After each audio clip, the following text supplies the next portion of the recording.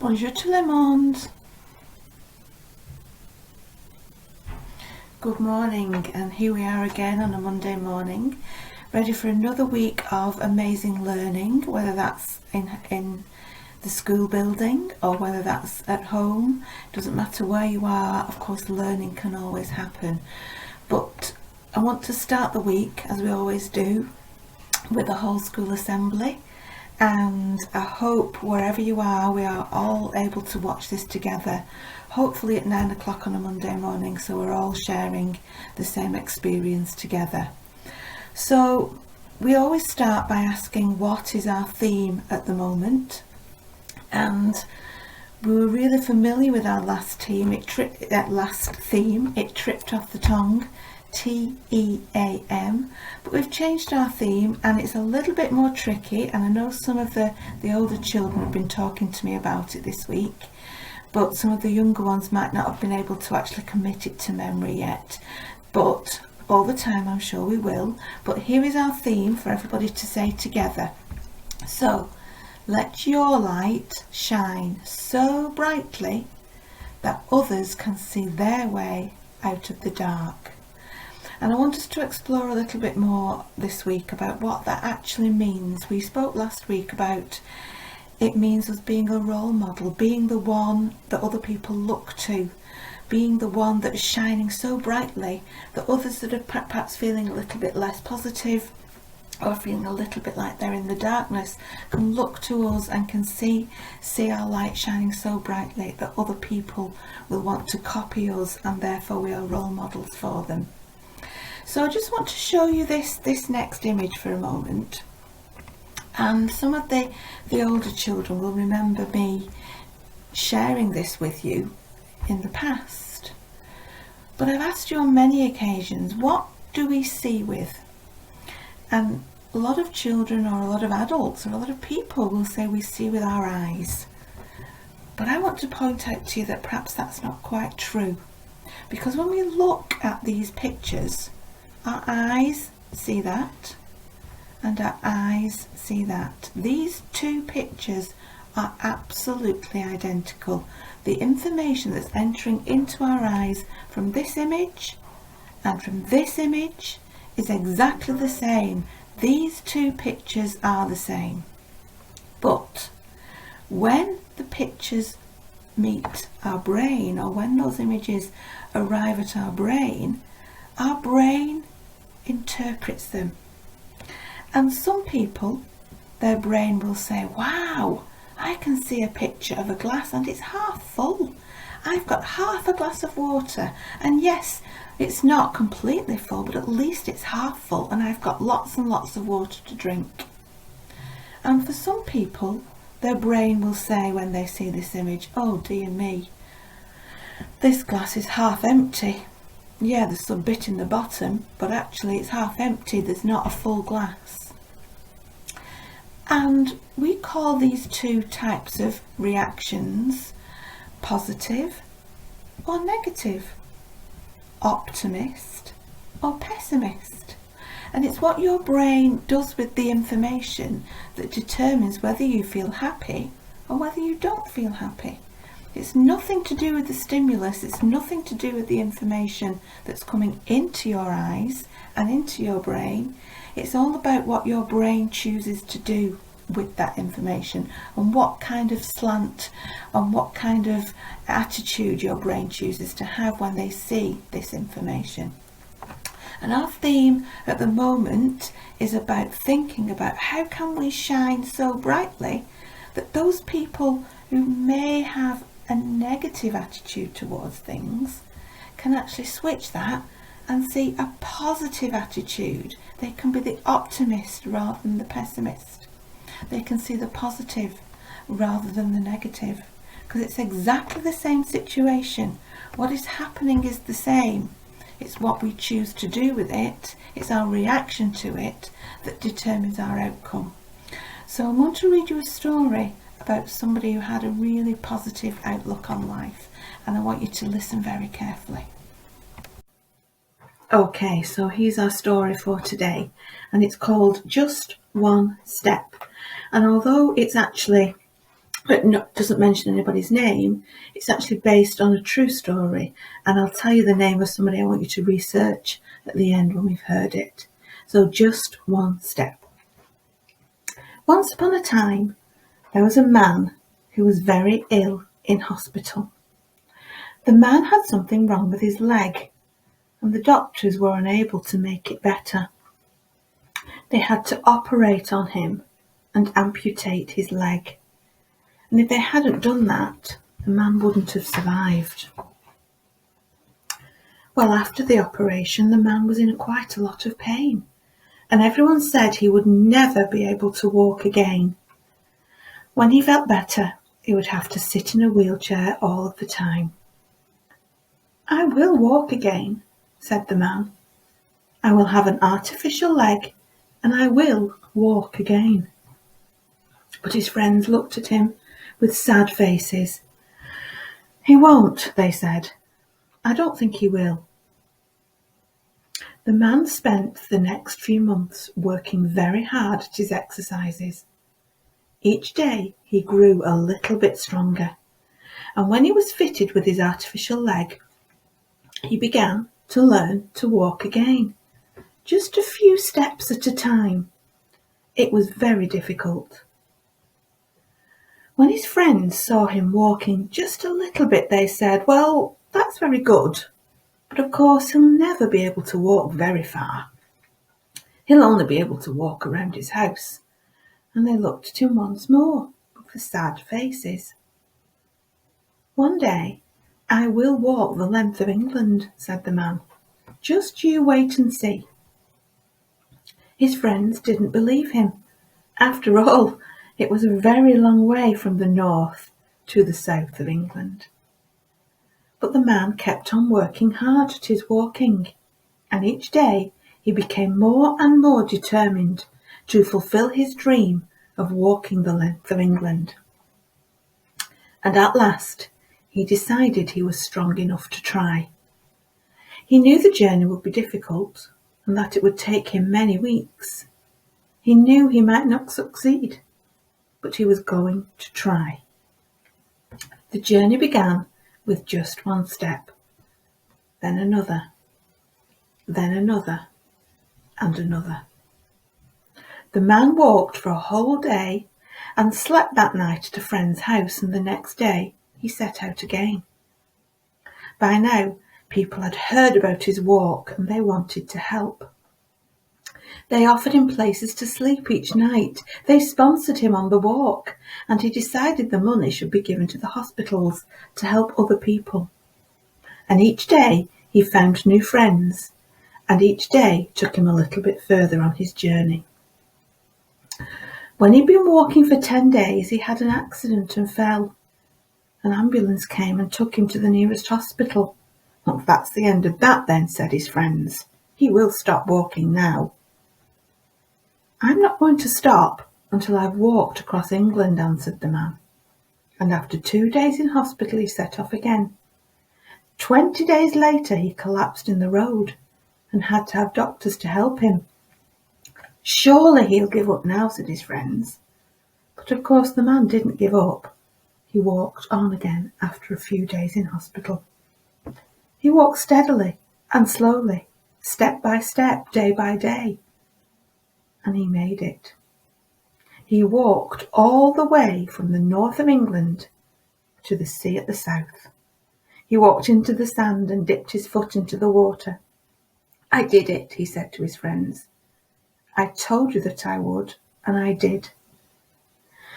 "We don't know how," said your friends. Well, every journey, no matter how short or how long, starts with just one step, said the man. I took my first step and simply carried on and did my best. Okay, so thinking about that story, which of these represents the man's mindset? Was he half full or was he half empty? And which of these represents the view of his friends? Did they have a view that he couldn't do it or that he could do it? And of course it's quite obvious to see that the man had every belief that he could. He had a very positive attitude. No matter what obstacles he had to overcome, he believed he would do it, and he went on to do it. And there are some real life examples of that story. One of the people that springs to mind is a gentleman called Henry Fraser. Now, Henry Fraser was a rugby player, and he went to the beach one day in Portugal to celebrate some fantastic exam results that he'd got. And he was with his friends, and he dived into the sea, and he was having a fantastic time. But when he did the dive, he banged his head on a sand dune, and from that point on he became paralysed from the neck down. But again, he was determined to not give up, and he has become one of the most amazing painters that you can see. But he paints by putting the paintbrush in his mouth and calls it mouth painting. And if you Google Henry Fraser, or if you want to look up Henry Fraser, you will see some of the fantastic paintings that he's done. Even though he can't use his hands like we would to paint, he uses his mouth, but his paintings are amazing. And again, a story in the news this weekend about a tennis player who wasn't born with five fingers on each hand and 5 toes on each foot like we were, but was born with less than that, but has shown absolute determination to become a really top class tennis player, and has qualified for the Australian Open, which is happening at the moment. Maybe some of the older children, find out her name, see if you can find out the name of the person that's qualified for the Australian Open, and let me know as I'm walking around school. Or maybe some of you that are working at home remotely, just put a comment on the blog, and let's see who can be the first person to put a comment on the Shine Team blog, where you'll find this assembly about the name of that person. But there are people out there who are shining their light so brightly that they are being so positive and having an attitude like this, where they are half full, that other people are inspired by them, and they look to these people and think, well, if they can do it, surely I can. And that's what I'm asking of you. Be the people that shine so brightly that other people that are in the darkness can see their way out of it. So let's just have a look at some positive thoughts. So we're going to look at the quotes and think what they mean, and which one do you like best. Every day may not be good, but there is good in every day. Having a positive attitude is asking how something can be done rather than saying it can't be done.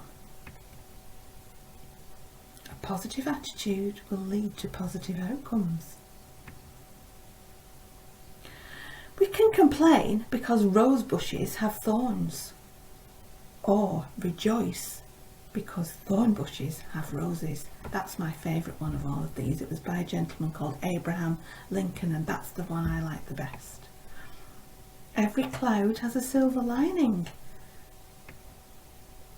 A bad attitude is like a flat tyre. You can't go anywhere until you change it. Attitude is a little thing that can make a big difference. And that was by Winston Churchill, one of our Prime Ministers. So I'm going to give you some reflection time now, and I'm going to ask you to think. Do you have a positive attitude, or do you have a negative attitude? Do you water your weeds? When bad thoughts come in, do you let them flourish, or do you get rid of them by not watering them? Or are you a positive person? Do people look to you for your amazing attitude and your can-do approach? Which one are you? Let's just have some reflection time and think about, do you shine brightly?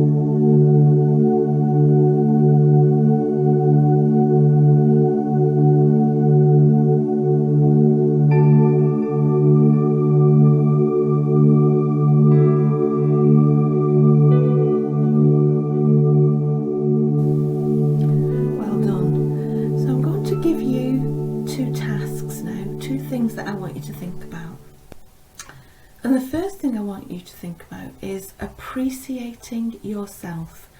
Just reminding yourself of just how wonderful you are. And let's read this. I'll read it to you, but let's look at it together. We are all unique and very special. Sometimes we forget to appreciate ourselves. We often focus on what we cannot do instead of what we can do. Or we wish we could change something about ourselves. Well, it's time to tell yourself how super you are. It's time for you to think about how brightly you can shine your light. What is it that you are absolutely amazing at? What is it that other people will look to you for and say, that is amazing, I want to be like that. I want to be like that person because they are amazing at what they do. Appreciate yourself. Don't look to others. Look to yourself and shine your light so brightly.